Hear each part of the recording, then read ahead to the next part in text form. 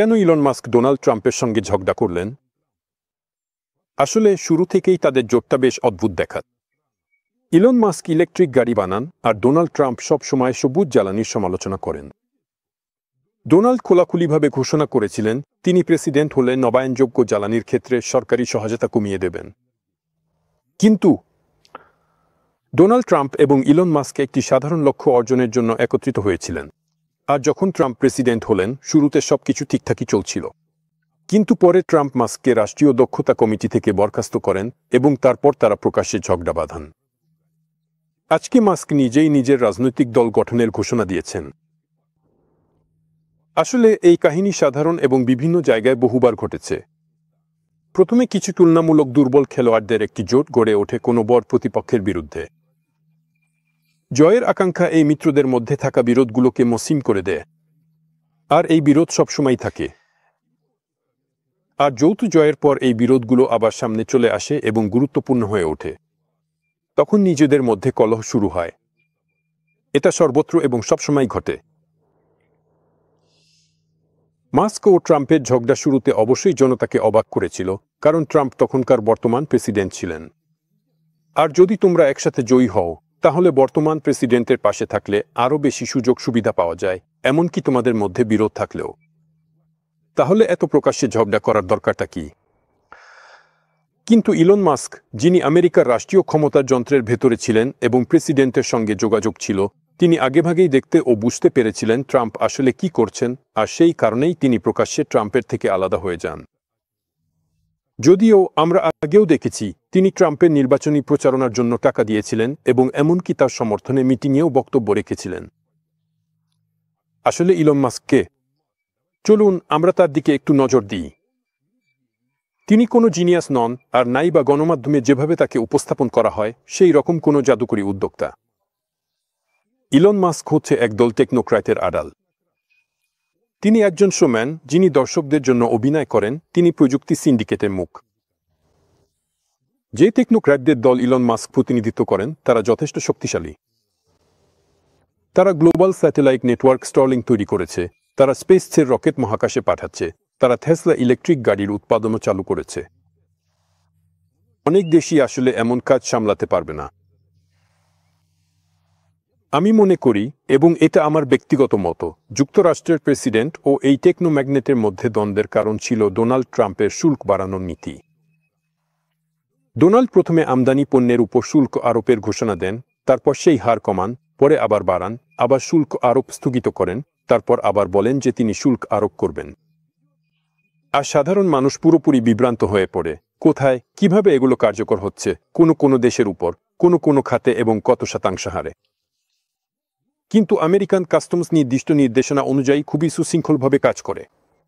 Trump সত্যিই আমদানি পণ্যের উপর যুক্তরাষ্ট্রে কাস্টমস শুল্ক বাড়াচ্ছেন। আর এই শুল্ক আমেরিকান টেকনোক্র্যাট উৎপাদকদের ক্ষতি করছে, যাদের স্বার্থের প্রতিনিধিত্ব করেন ইলন মাস্ক। একটু অপেক্ষা করুন। কিন্তু ট্রাম্প তো বরং উল্টো, উৎপাদন আবার যুক্তরাষ্ট্রে ফিরিয়ে আনতে চান। এটা তো আসলে আমেরিকান শিল্প, বিশেষ করে এই টেকনোক্র্যাটদেরই উপকারে আসার কথা। হ্যাঁ, বরং এটা তাদের আরও শক্তিশালী করবে। তাহলে তারা অসন্তুষ্ট কেন? তারা কেন ঝগড়া করছে? নিজেকে একটা সহজ প্রশ্ন করুন, কেন যুক্তরাষ্ট্রের শিল্প সারা পৃথিবীতে ছড়িয়ে পড়েছে? কেন আমেরিকান কোম্পানিগুলো এশিয়া চলে গেছে? কারণ এতে বেশি লাভ হয়, কম খরচ, কম ব্যয়। শুধুমাত্র আমেরিকান যন্ত্রাংশ দিয়ে টেসলা ইলেকট্রিক গাড়ি তৈরি করা সম্ভব নয়, কারণ শুধুমাত্র আমেরিকান যন্ত্রাংশ নেই। টেসলা ইলেকট্রিক গাড়ির যন্ত্রাংশ ও কম্পোনেন্ট সারা পৃথিবী জুড়ে তৈরি হয়। একইভাবে স্টারলিংক স্যাটেলাইট সিস্টেম এবং স্পেসএক্স রকেটের যন্ত্রপাতিও পৃথিবীর বিভিন্ন স্থানে তৈরি হয়। এটাই সেই ব্যবস্থা যা যুক্তরাষ্ট্র অর্ধশতাব্দী ধরে গড়ে তুলেছে। অর্ধশতাব্দী। আমেরিকান উৎপাদন অন্য দেশে স্থানান্তর শুরু হয়েছিল 1970 এর দশক থেকে। এই ব্যবস্থা দ্রুত পরিবর্তন করা সম্ভব নয়। আমেরিকার ভেতরে হারিয়ে যাওয়া উৎপাদন পুনরুদ্ধারে দশকের পর দশক সময় লাগবে। ট্রাম্পের শেষ প্রেসিডেন্ট মেয়াদ তো এই কাজের জন্য একেবারেই যথেষ্ট নয়। একটি বড় শিল্প প্রতিষ্ঠানের প্রকল্প কেবল কাগজে কলমে ও নকশায় তৈরি করতেই কয়েক বছর লেগে যায়। এরপর উৎপাদনের জন্য দরকার হয় জ্বালানি, মানে প্রথমেই নতুন বিদ্যুৎ কেন্দ্র নির্মাণ ও চালু করতে হবে। সেগুলো পরিকল্পনা ও নির্মাণে কয়েক বছর সময় লাগে। নতুন বিদ্যুৎ লাইন টানতে হবে এবং নতুন উচ্চ ভোল্টেজ ট্রান্সফরমার বসাতে হবে। তারপর নিজেই কারখানাটি নির্মাণ করে সেখানে যন্ত্রপাতি বসাতে হয়। যন্ত্রপাতিও অর্ডার অনুযায়ী তৈরি করা হয়। যন্ত্রপাতি দোকানে পড়ে থাকে না, যেখানে গিয়ে যত দরকার নিয়ে নেওয়া যায়। বোর্ড শিল্প যন্ত্রপাতি অর্ডার অনুযায়ী তৈরি হয় এবং এতে যথেষ্ট সময় লাগে। এছাড়াও বিশেষজ্ঞদের প্রশিক্ষণ দিতে হয়, যা সময় সাপেক্ষ। দেখতেই পাচ্ছেন, নতুন কোনো কারখানা চালু করার প্রক্রিয়া খুবই দীর্ঘ। বড় কোনো কারখানা চালু করতে বছর লেগে যায়। অনেকগুলো উৎপাদন আবার যুক্তরাষ্ট্রে ফিরিয়ে আনা অল্প সময়ে সম্ভব নয়। কিন্তু ট্রাম্প কি করছেন? তিনি আজই শুল্ক বাড়িয়ে দিচ্ছেন। এর মানে আমেরিকান পণ্যের জন্য আমদানিকৃত যন্ত্রাংশের খরচ বেড়ে যাবে, যেগুলো তারা যুক্তরাষ্ট্রের ভেতরে জোড়া লাগায়।